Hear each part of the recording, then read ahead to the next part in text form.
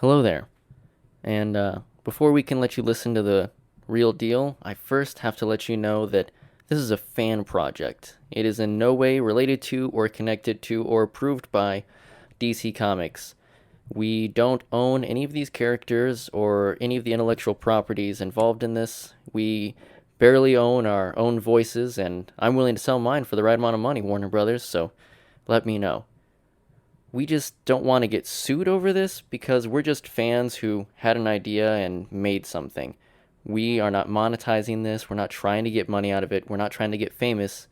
We're just people who wanted to do something during the lockdown, and this is what happened. It's a cool thing, and we hope you enjoy it. Um, so, yeah, I think that covers our butts. So, without further ado, here's A Cold Night in Gotham. Enjoy.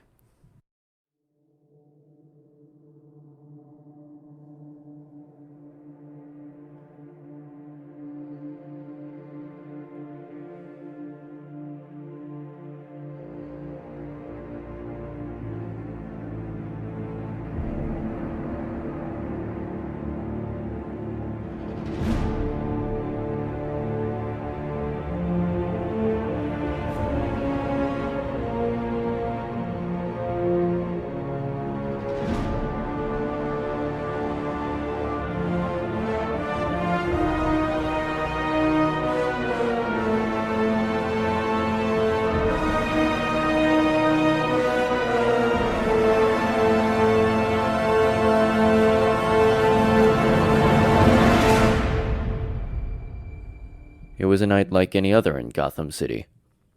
Fog from across the Gotham City Bay had begun to roll across neighborhoods, creeping across the city, block by block, until the entirety of Gotham wore a blanket of ambiguity. Sirens lit up across the various streets and precincts, small whispers of hope in an ocean of corruption. The police, EMTs, and firefighters would all be on their toes tonight. The wind cut through the jagged Gotham skyline, howling against the dark architecture. The stars looked down on the once stunning cityscape, now more a Gothic memorial to a time long past. Few of the founding families in Gotham had the same luck as their forefathers. Save for a Wayne here and an Elliot there, most of Gotham had either been robbed by crime or absorbed into it, neither fate offering a promising future. The whole city would have gone to hell if not for Gotham's native fauna. Large nocturnal protectors with a penchant for breaking the bones of would-be kidnappers and bank robbers. Just when you thought you'd seen a monster stronger or faster than the bats, they'd surprise you, cutting through the darkness, giving Gotham a chance to survive for one more night, keeping everyone safe until the sunrise, letting everyone breathe a sigh of relief.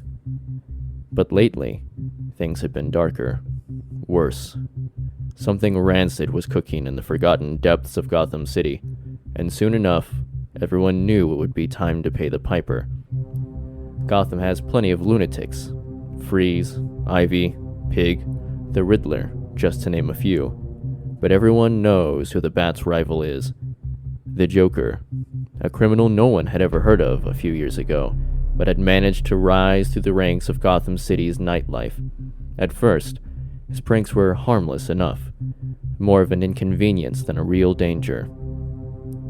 Stunts like airing the mayor's illicit phone calls to his secretary over the Saturday morning cartoons while children watched, replacing the GCPD's pepper spray with silly string, or putting grease on all of the handicapped entrances across Gotham City. But those days had long passed. Nowadays, the Joker liked to offer the homeless warm meals in exchange for unloading a gun into Gotham City's shopping centers, derailing monorails during the morning rush, or hiding in claymores in Gotham City's annual Halloween maze. This was a being of chaos, a killer, and he had been missing for 6 months. His absence was not mourned, but it was too much to wish for, thinking he'd moved to Metropolis or Coast City. Rumors had been floating around that Black Mask had put a bounty on the Joker's head, one big enough to get even the lowest of street-level thugs to take a swing at toppling the head of Gotham's crime world, and that one of them had finally done it. It seemed too good to be true, and in Gotham, when something seems too good to be true, it usually is.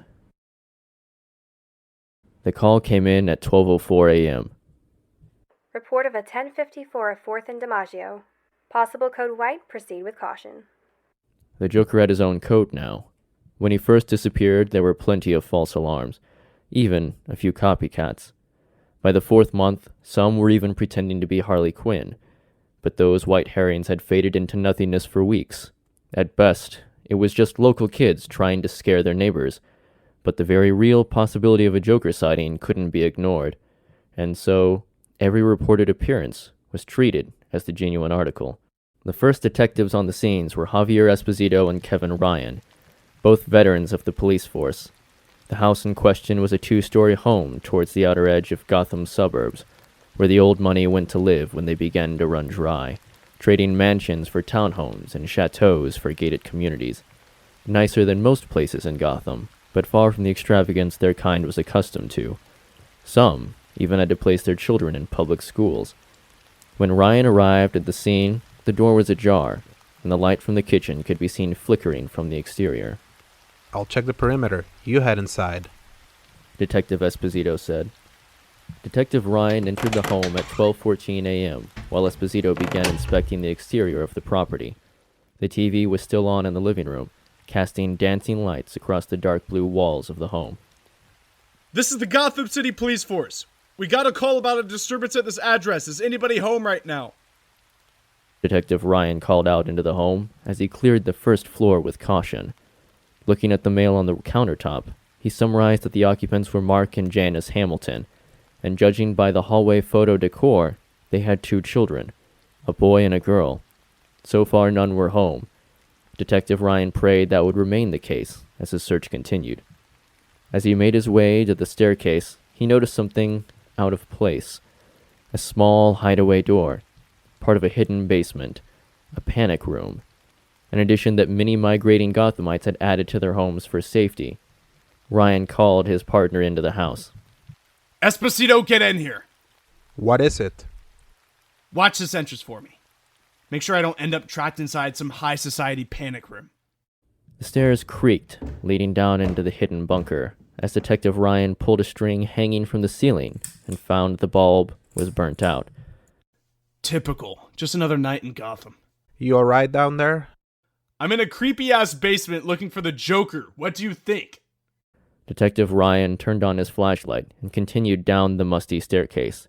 The smell of cement and water filled the air, and the light taste of metal clung to his tongue. "Mr. and Mrs. Hamilton, are you in here?" Ryan said into the endless darkness. As he made his way to the bottom of the staircase, Detective Ryan could just make out a tall figure in the dark. "Gotham Police, I'm going to need you to raise your hands where I can see them. Turn around very slowly." Detective Ryan stated in a slightly shaken voice, ever mindful that one wrong move could be his last. "Everything okay down there, buddy?" "It looks like I found someone down here." Detective Ryan took a step forward and felt his left shoulder brush a light switch. He turned the switch on with his weapon still trained on the silhouette in the dark. The room lit up, displaying a scene the detective would remember for years to come. 4 bloodied bodies lay across the panic room. 2 adults, 1 teen, and 1 child. Carved across each of their pale, blood-drained faces was a smile, all posed as though a happy family playing a friendly game of poker. Each card a Joker, of course. The figure the detective had seen was none other than the demented clown Prince of Carnage himself, the Joker. "Oh my god. Esposito, get down here right now!" Ryan said, with fear gripping his throat. The Joker was bound in military-grade fiber wire, with the unmistakable bat-shaped anchor at the wire's end. The Joker stood in the center of the room, hanging from the metal pipes that crossed the ceiling like a copper spiderweb. Bruised and beaten, the Joker hung there, spinning slowly clockwise, the tips of his shoes barely brushing the ground. The concrete walls had cracks in them, damn near craters. Points of impact, where Batman had either punched the walls or thrown the clown against them. The television on the far wall was shattered, blood in the broken edges of the screen. The Joker's, no doubt. Batman didn't kill, but on this night, he'd come close. The doctors at Arkham would have an easier job counting the bones he didn't break than finding every fracture in that monster's pale figure. Detective Esposito came down the stairs in a flash, his weapon scanning the room as he did, his back to the wall and his eyes searching for danger. Oh my god, it's really him. It's the Joker. Detective Esposito said in a defeated tone. Wow, Batman almost killed him tonight. It looks like the Joker tried to fight a friggin' gorilla in here. And those are... They're the Hamilton family. Call it in and help me cut this thing down. Tell them to get more uniforms down here before there's a fifth body for the coroner tonight. Detective Ryan ordered. I knew it was too good to be true. Joker being dead. Huh. Gotham luck strikes again. The Joker had returned, and Gotham was once again paying the price for Batman's code of conduct. As the coroner, CSI, and more police backup arrived at the scene, a dark figure watched from the distance, the weight of his guilt heavy upon his shoulders, and the rage that had followed him since the death of his parents threatening to consume his very being. The night had taken a heavy toll, but his watch was far from over.